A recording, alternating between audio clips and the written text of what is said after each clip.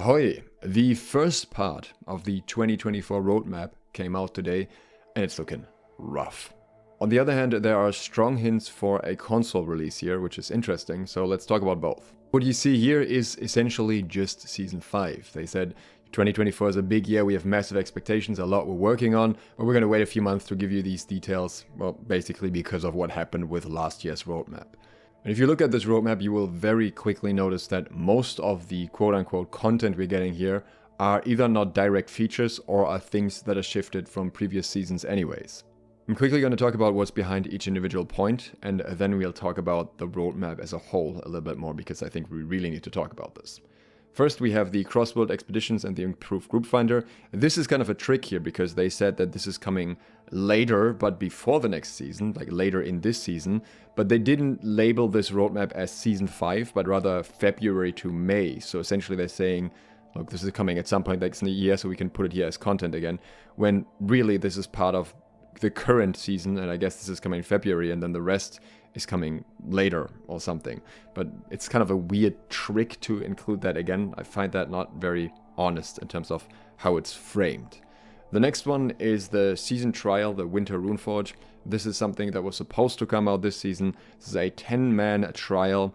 They said you will be in and out of this within 10 to 15 minutes. The final fight will be mechanics rich, and they are pushing the rewards compared to the hatchery, but only make the first 1 to 3 runs per week matter for rewards, as opposed to the 7 runs that you need to do with hatchery.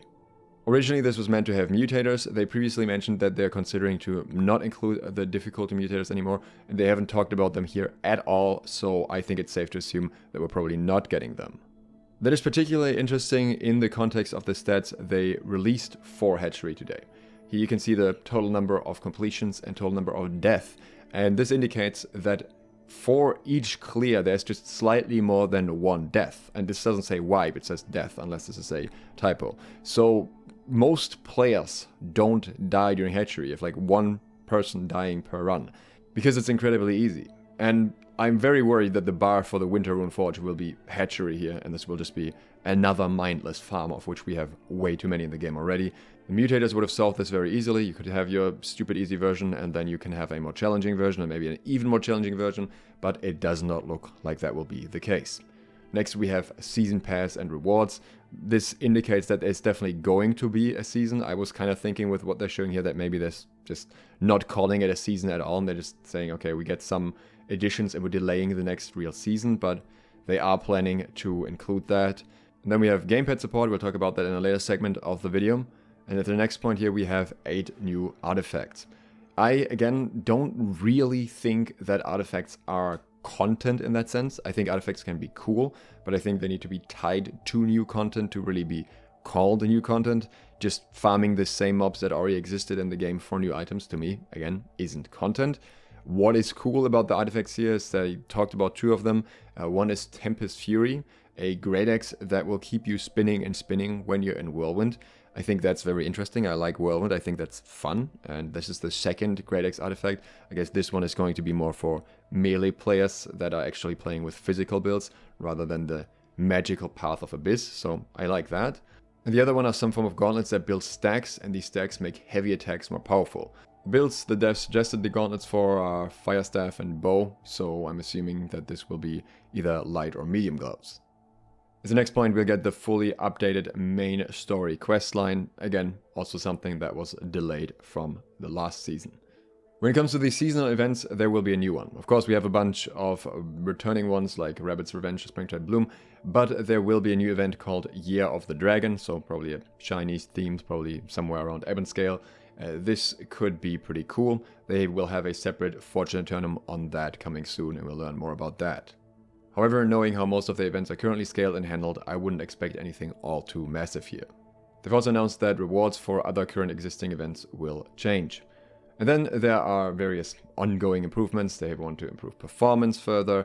There's new changes to that coming with Season 5. They want to keep fixing bugs, or saying that they want to focus even more on that than it has been so far. Which on one hand makes sense, because there's still tons of bugs with every release, but on the other hand also, you also need to focus on releasing new content, so you can't just sit on the bugs forever.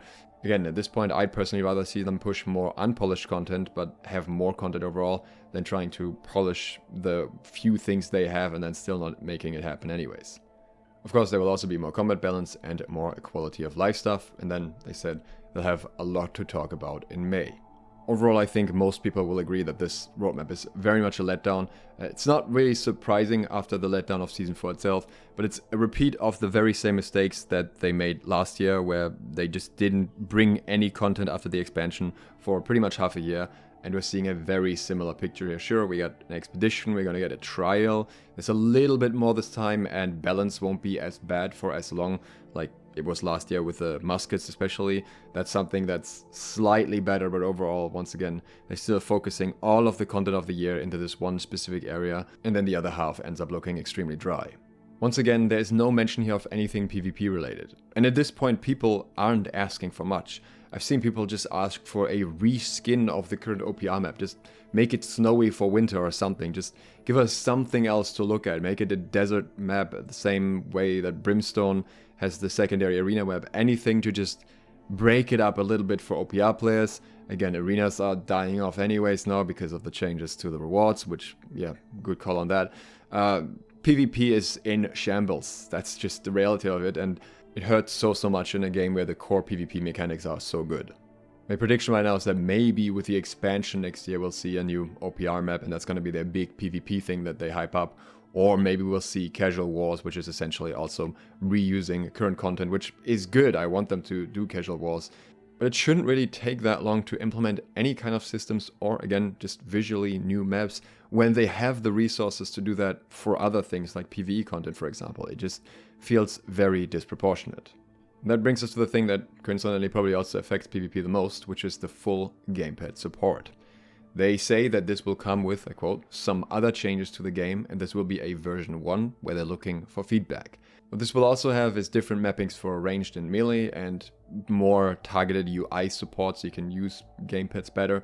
And along with that, it'll come with some form of lock-on and also some ranged aim assist. That is obviously setting off alarm bells in some people immediately, because in some shooters, aim assist with the controller is essentially better than mouse and keyboard, and the teams end up playing on controllers, even on PC. That is most certainly a concern, but on the other hand, I will also say that by itself, that doesn't worry me that much, because lock-on can be very soft or can be very hard, and it can be different depending on how that works exactly. And likewise, aim assist can only help you so much, depending on how strong it is, especially in a game like New World with projectiles. So that is something where I'm willing to wait, I'm willing to see what happens, and if it's bad, I'm willing to say that, but for now that is not something where I'm immediately panicking. What this overall very likely hints towards is a console release. Not only are they asking us for feedback, and this is going to be around an earlier time before the big announcement in May, but they also said during the show that they have these big announcements, huge, stretching out their hands, which I'm pretty sure was just referring to playing the game on a TV. Big announcements. Huge.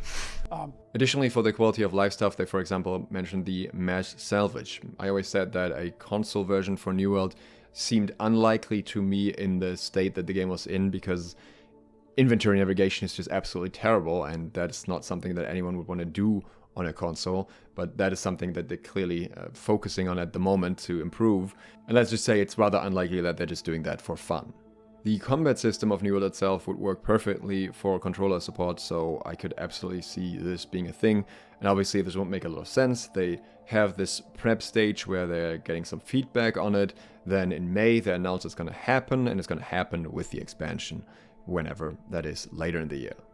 This also makes sense with them probably wanting to cast a very wide net with the Lord of the Rings MMO, so I'm assuming that's going to be on consoles as well, which just kind of makes sense. And this is a very interesting niche for New World, because there aren't really that many well-executed MMOs on consoles that play well. There's few that exist, but generally it's not the biggest market right now. New World's relatively simple ability system would work better for that than many other current MMOs, and also the dodge systems are something that console players are just very used to, so it's definitely something that I see happening. Unfortunately, much like with crossplay, a lot of the focus will be on the resources being invested into that, which does not really benefit us, the current existing player base, very much at all. And speaking of the current existing player base, here are a lot of stats about the current player base. One that I think is interesting is the Sandworm. If we assumed that every death on the Sandworm was a wipe, then we would roughly have 5 attempts per Sandworm kill. Obviously that's not quite accurate, but I thought that's an interesting stat in itself. It's not actually that difficult. Sure, there are groups just consistently farming it, but there are many groups that actually manage to do it. The struggle is just more getting a group together. And what I overall thought was interesting was like the different activities. You can see how many were done of each. Like for example, when we're looking at the artifacts obtained, it's like 1.6 million roughly.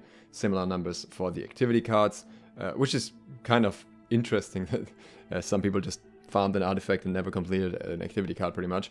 But generally all of these numbers give us at least some insight into the total player base. I would think that based on how things are numbered here, we're looking at multiple 100,000 active players, or not necessarily active now, but active around expansion time.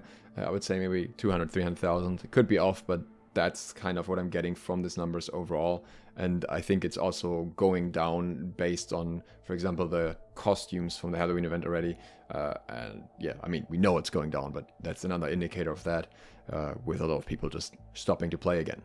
We saw a very minor uptick in players with the new season, but when I say very minor, I mean very minor.